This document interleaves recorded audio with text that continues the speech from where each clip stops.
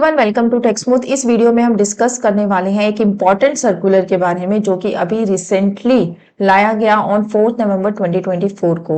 ये सर्कुलर बात करता है जो आपके इनकम टैक्स के डिमांड नोटिस आते हैं उसके बारे में, कि अगर आपके पास भी कोई इनकम टैक्स का डिमांड का नोटिस आया है और उस नोटिस को आपने टाइमली पे नहीं किया और उसके बाद आपको पे करना पड़ रहा है इंटरेस्ट का अमाउंट, तो उस इंटरेस्ट के वेवर या फिर उस इंटरेस्ट को कम करने के लिए आप एप्लीकेशन लगा सकते हैं अपने जुडिशनल ऑफिसर के पास।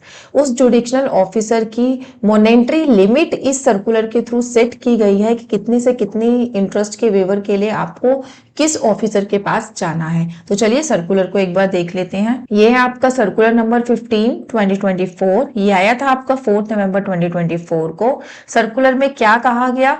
Order under Section 1191 of the Income Tax Act 1961 fixing monetary limit of the income tax authority in respect of reduction or waiver of the interest paid or payable under Section 222 of the Income Tax Act। ये कहते हैं कि इस circular में monetary limit को set किया गया है इनकम टैक्स अथॉरिटीज की, किस चीज से रिलेटेड? रिडक्शन और इंटरेस्ट वेवर से रिलेटेड, जो कि किया गया है अंडर सेक्शन 220 सबसेक्शन 2 के अंदर। तो अगर मैं सेक्शन 220 सबसेक्शन 2 की बात करूं तो ये सेक्शन आपका क्या कहता है? This section deals with consequences of non payment of income tax by the tax payer as per section 220 subsection 2। If a tax payer fails to pay amount specified in any notice of demand under section 156 of the act, she shall be liable to pay simple rate of interest at the rate of 1% per month or part of the month for the period of delay in making the payment। ये कहते हैं कि अगर मान लीजिए आपके पास income tax का कोई डिमांड का नोटिस आता है तो आइडियली आपको उस नोटिस की पेमेंट जो है, नोटिस आने के बाद जो आपको पेमेंट करनी होती है वो विद इन 30 डेज करनी होती है। लेकिन अगर आप 30 डेज के अंदर अंदर पेमेंट को नहीं करते हैं तो आपके ऊपर इंटरेस्ट लगाया जाता है, पेनल्टीज लगाई जाती है। तो वो जो इंटरेस्ट आपके ऊपर चार्ज किया जा रहा है वो इंटरेस्ट कवर होता है सेक्शन 220 सबसेक्शन 2 के अंदर। तो ये जो इंटरेस्ट आपके ऊपर लगाया जा रहा है, आप उस इंटरेस्ट के वेवर के लिए या फिर उस इंटरेस्ट के अमाउंट को रिड्यूस करने के लिए एप्लीकेशन लगा सकते हैं। वो एप्लीकेशन आपको किस जुडिशनल ऑफिसर के पास लगानी है उसकी लिमिट सेट की गई है इस सर्कुलर के अंदर। तो अगर मैं उन ऑफिसर्स की बात करूं तो वो कौन कौन है आपके?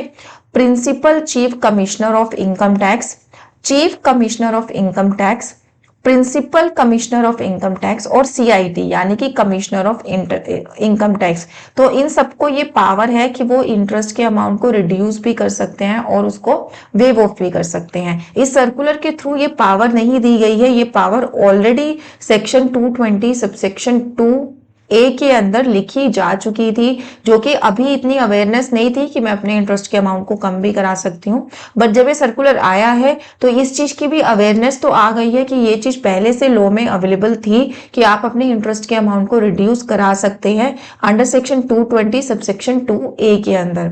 इस सर्कुलर के थ्रू तो सिर्फ और सिर्फ उन्होंने ये जो मॉनेटरी लिमिट्स हैं इसको सेट किया है इन सब ऑफिसर्स के लिए। क्या है वो मॉनेटरी लिमिट्स, वो सब देख लेते हैं आप। In accordance with the power vested with the income tax authority specified in section 220 subsection 2a of the act in respect of reduction and waiver of interest paid or payable under section 220 subsection 2, the CBDT यानी कि Central Board of Direct Tax for the proper administration of the tax hereby specify the following monetary limits। तो limits क्या क्या है कि अगर आपकी जो इंटरेस्ट का अमाउंट है, ठीक है, इंटरेस्ट का अमाउंट अगर आपका 50 लाख रुपीज से कम है तो आपको एप्लीकेशन आपकी कहां पे लगानी है? कमिश्नर ऑफ इनकम टैक्स या फिर principal commissioner of income tax के पास आपको अपनी एप्लीकेशन लगानी है अगर आपका इंटरेस्ट का अमाउंट 50 लाख से कम है। अगर आपका इंटरेस्ट का अमाउंट 50 लाख से 1.5 करोड़ के बीच में है तो आपको एप्लीकेशन अपनी लेके जानी है chief commissioner of income tax के पास। और अगर आपकी जो ये इंटरेस्ट का अमाउंट 1.5 CR से भी ऊपर है तो आप आपको आपकी एप्लीकेशन लगानी होगी principal chief commissioner of income tax के पास। तो ये है मॉनेटरी लिमिट्स। तो अगर आप भी अपने इंटरेस्ट के अमाउंट को वेव ऑफ या रिडक्शन के बारे में सोच रहे हैं तो आपको ये लिमिट्स पहले चेक कर देनी है कि आपका इंटरेस्ट का अमाउंट कहाँ पे फॉल करना है, फिर उसी के अकॉर्डिंग आपको अपनी एप्लीकेशन लगानी है। इस सर्कुलर में एक बात और भी कही गई कि ये जो एप्लीकेशन है आपकी यूं ही एंटरटेन नहीं कर ली जाएगी, या फिर यूं ही नहीं आपने एप्लीकेशन लगाई और आपको वेव ऑफ या फिर रिडक्शन मिल गया। इसके लिए आपके पास जो है प्रॉपर रीजन होना चाहिए कि आप ये पेमेंट क्यों नहीं कर पाए टाइम के अंदर अंदर। जैसे कि payment of such amount has caused और could caused genuine hardship of the assessee. मतलब एसएससी की जेन्युइन हार्डशिप होनी चाहिए कि एसएससी पे कर ही नहीं सकता इंटरेस्ट का अमाउंट, तो ये एक आपके पास रीजन हो सकता है। या फिर default in the payment of amount on which interest has been paid और was payable under said subsection was due to circumstances beyond the control of assessee. Assessee ने वो पेमेंट क्यों नहीं करी टाइम पर, क्योंकि कुछ सर्कमस्टांसेस उसके इस तरीके से हो गए थे कि वो पेमेंट टाइम पर कर ही नहीं पाया। तो वो सब सर्कमस्टांसेस आपको लेटर पे मेंशन करने हैं।